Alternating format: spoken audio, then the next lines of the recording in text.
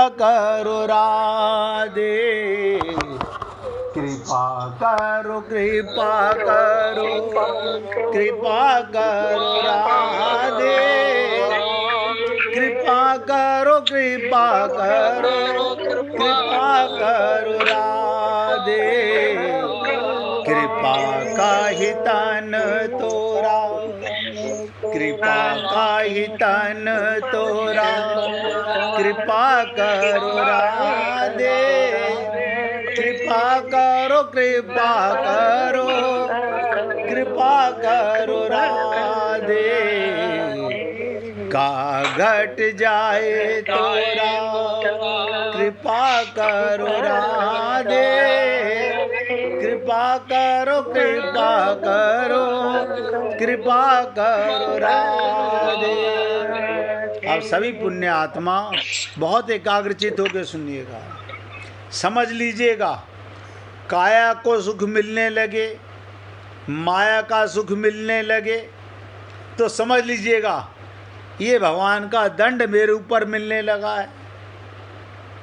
ये भगवान मुझे दंड दे रहे हैं, मुझे माया का गुलाम बना रहे हैं। जब मन में शरीर का सुख, माया का सुख छोड़कर भगवान का प्रेम द्रवित होने लगे, तब समझिएगा हे प्रभु आज जाना तेरे रुखसार पे तिल का मतलब। देखो, आज जाना तेरे रुखसार पे तिल का मतलब, दौलते हुस्न पे दरबान बिठा रखा है। मैं वो जान ही नहीं पाता था कि मैं कौन हूँ, तू कौन है। मैं तो ऐसे ही जीवन बर्बाद कर दिया। रोज मंदिर जाते हो, किसी दिन मन मंदिर भी जाया करो। कभी अगर मौका मिले 5 मिनट, इतना समय तो सबके पास होगा, इतने तो बिजी कोई नहीं होगा। मैं जानता हूँ बहुत बिजी हैं लोग, वहाँ टाइम नहीं है उनके पास, ना भगवान के लिए ना गुरु के लिए। अपने लिए तो है 5 मिनट आंखें बंद करके अपने मन के विचारों के साक्षी होकर देखा करो। बस मन में पल पल में विचार आते रहते हैं, आते रहते हैं, आते रहते हैं। 5 मिनट के बाद आपको याद रहेंगे अभी 5 मिनट में क्या क्या आया, क्या क्या आया, क्या क्या आया। अब आप सोच के देखना, 5 मिनट के विचारों में संसार आया, परिवार आया, काया का सुख आया, माया का सुख आया, या सत्संग आया या भगवान आए। बस आपको परसेंटेज अपने आप पता चल जाएगी कि हम कितने पाप करते हैं और कितना हम पुण्य करते हैं। भगवान कुछ नहीं करते, भगवान की भी आपके मन के साक्षी हैं। भगवान क्या करते हैं, आपके मन को देखते रहते हैं, बस बोलते नहीं, वो नोट करते रहते हैं।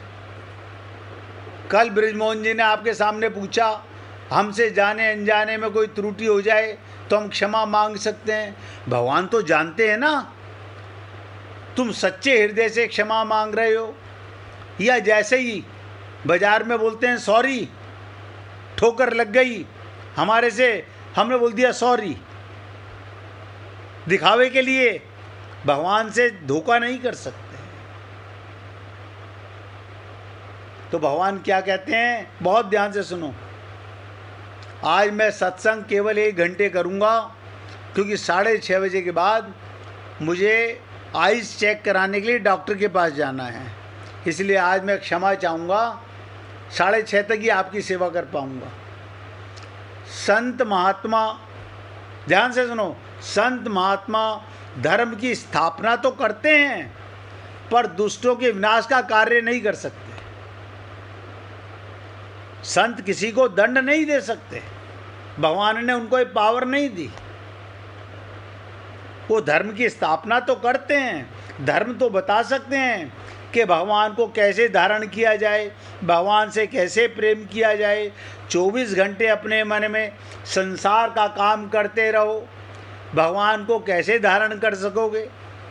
वो ये लीला बताते हैं। लेकिन किसको? जो प्यासा हो, जानना चाहता हो। दुष्टों का विनाश करने का कार्य भगवान अपने हाथ में रखते हैं। जैसे साधारण मर्रम पट्टी करने का काम तो कंपाउंडर भी कर देता है।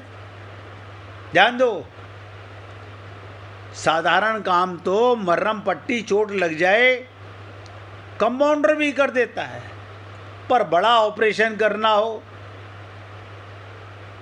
तो सिविल सर्जन खुद करता है। इसी प्रकार ये छोटे छोटे कार्य, धर्म की स्थापना तो संत महात्मा भी करते हैं, लेकिन बड़ा ऑपरेशन भगवान, सोचिएगा, हम ब्राह्मण की योनि में सत्संग सुनने वाले, और कल अपने मन की गुलामी के कारण, बुद्धि के गुलामी के कारण पशु योनि में चले गए। ये काम संत नहीं करते, भगवान करते हैं।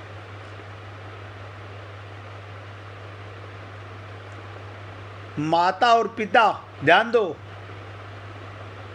घर के अंदर आप हम लोग भली प्रकार जानते हैं कि माता और पिता दोनों समान रूप से बालक का हित चाहते हैं। अपने बच्चे का अहित कोई नहीं चाहता, चाहे वो कितना भी पापी हो, फिर भी उसका भला चाहते हैं। ऐसा क्यों? ये नेचर है। ऐसे ही भगवान रावण का भी भला चाहते थे, कंस का भी भला चाहते थे। भगवान किसी का बुरा नहीं चाहते। भगवान खूब मौका देते हैं, शायद ये अब बदल जाए, शायद ये अब बदल जाए। आप सोचिए, प्रभु राम ने हनुमान जी को, गुरु को फिर भेजा कि जाओ एक बार फिर समझा के आओ, भक्ति को कैद नहीं किया जा सकता, शक्ति को कैद नहीं किया जा सकता। लेकिन वो पापी अपने गुरु को ही कैद करके बोल रहा है, अपनी जान की फिक्र करो। अहंकारी जीव नहीं मानता किसी की, ना गुरु की मानता, ना भगवान की मानता। तो जैसे मैंने कहा, माता पिता दोनों समान रूप से बालक का हित चाहते हैं।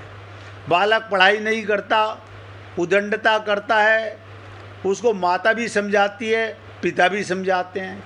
बालक अपनी उदंडता ना छोड़े तो पिता उसे मारते पीटते भी हैं, परंतु बालक जब घर आ जाता है तब माता पिता को मारने पीटने से रोकती है। माता पिता को मारो मत।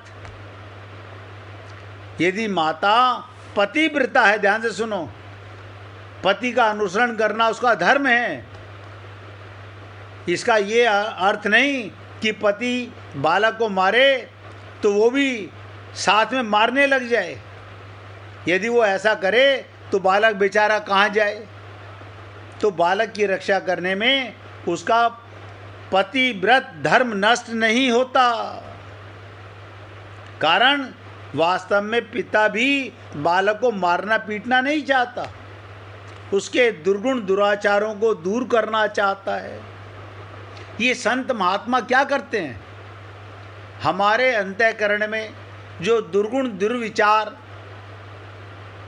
हमें नजर नहीं आते, चेहरे पे लिखे नहीं होते, आपके अंतःकरण में सारे भरे होते हैं, बारी बारी उठते रहते हैं।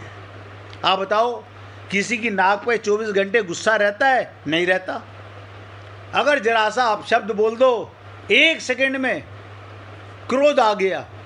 ये कहाँ पर जमा था पहले से क्रोध? ये हृदय में था।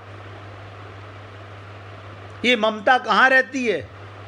हाथों में तो नहीं रहती, अंतःकरण में रहती है। ये धन से लगाव, माया से लगाव, परिवार से लगाव, काया माया में रचे बचे लोग, उनका चित्त दूषित होता है। गंदा होता है, बिगड़ा होता है।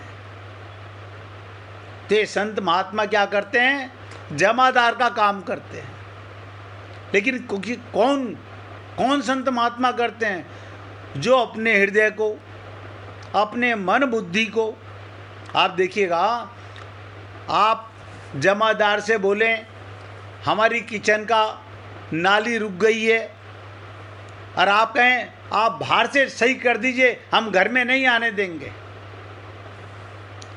हम किचन में आपको नहीं घुसने देंगे, क्योंकि आप जमादार हो, हम तो ब्राह्मण हैं, हम किचन में नहीं जाने देंगे।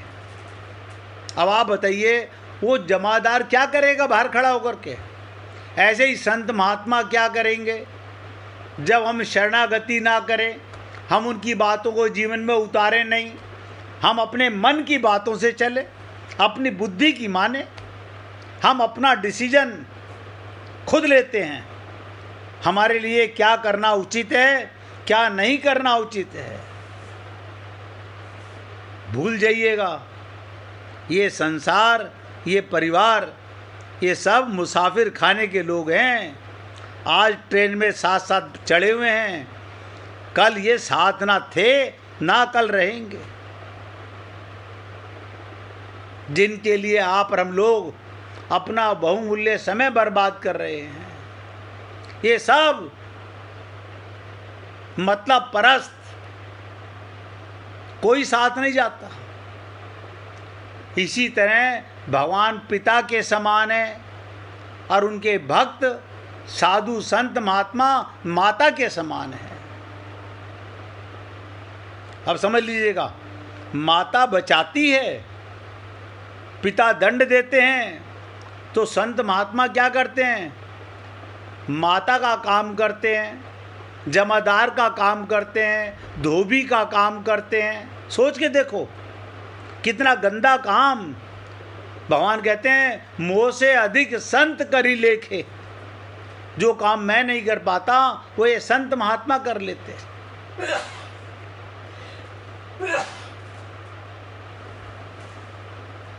तो संत महात्मा जो हैं वो माता का काम करते हैं। भगवान और संत महात्मा मनुष्य को समझाते हैं, ध्यान से सुनो, फिर भी मनुष्य अपनी दुष्टता नहीं छोड़ता।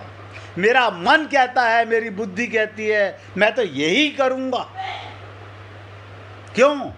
मन के गुलाम है, बुद्धि के गुलाम है,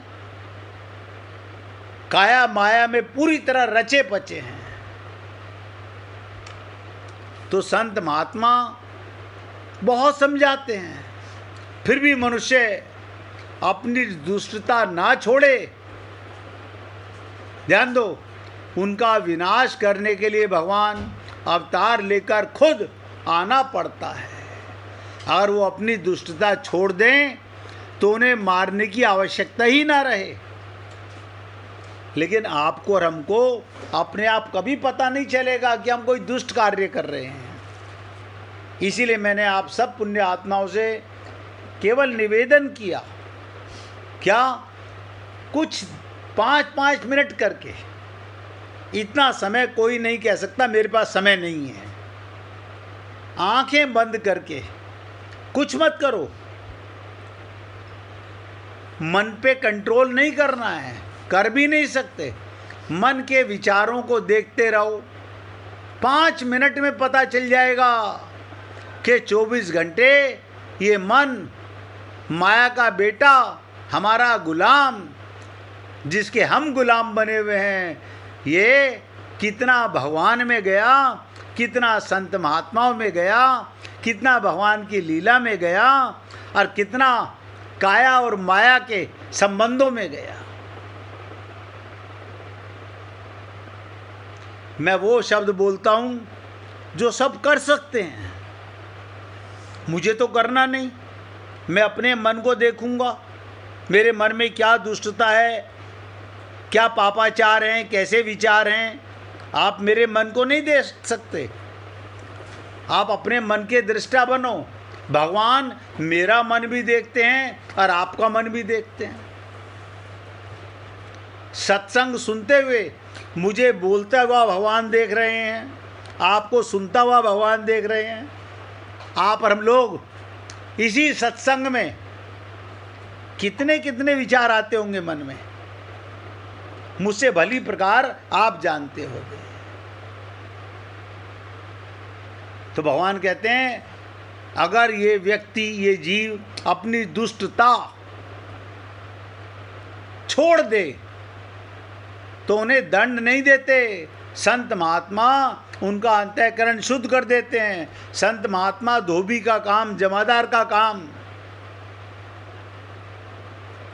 आपको और हमको अपने अंतःकरण को कभी नहीं समझ पाएंगे कि हमारे अपने अंतःकरण में कितनी गंदगी भरी हुई है। मुझे तो 2 दिन पहले जब नरेंद्र भाई ने कहा हमारा तो चित्त शुद्ध हो गया, उसमें सदा भगवान रहते हैं, मैं सच बता रहा हूँ, मैं महसूस किया कि हे प्रभु, आपने एक भक्त पे तो इतनी कृपा की कि वो ये समझ सका कि मेरा चित्त शुद्ध हो गया है। निर्गुण ब्रह्म, प्रकृति, माया, अज्ञान आदि का विरोध नहीं है, प्रत्युक्त उनको सत्ता स्फूर्ति देने वाला, उनका पोषण करने वाला है।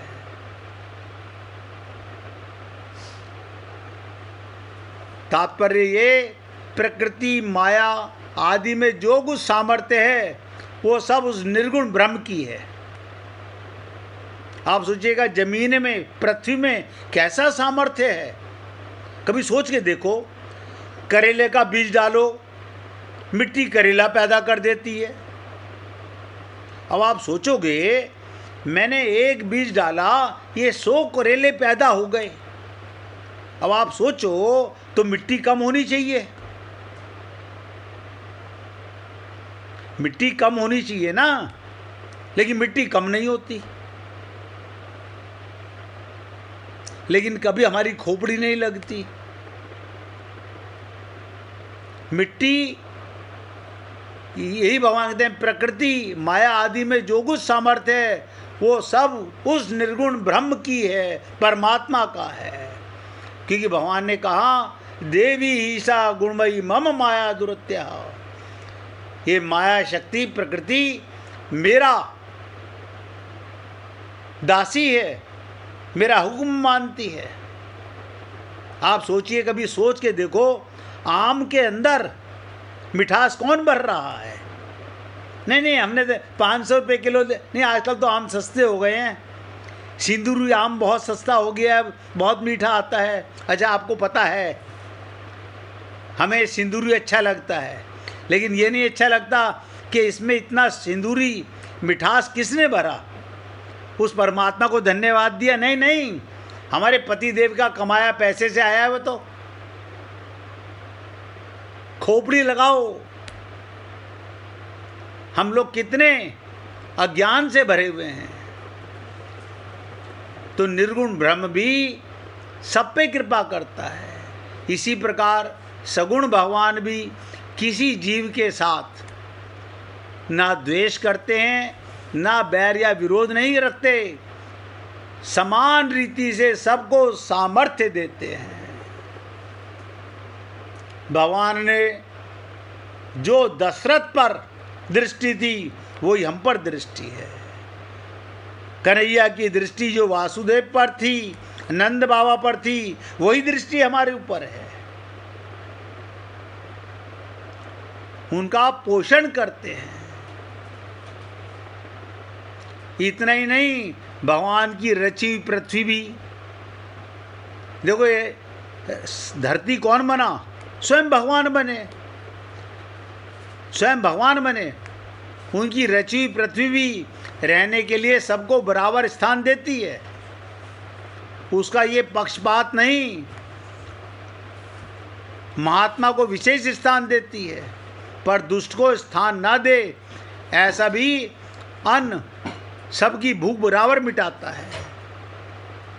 आप सोच के देखो, धरती ने कभी आपको ऐतराज नहीं किया। कसाई जो गाय को काटने वाला है उसी दिन, उसे नहीं पता, उसका काम है देना, वो उस दिन भी दूध देती है कसाई को।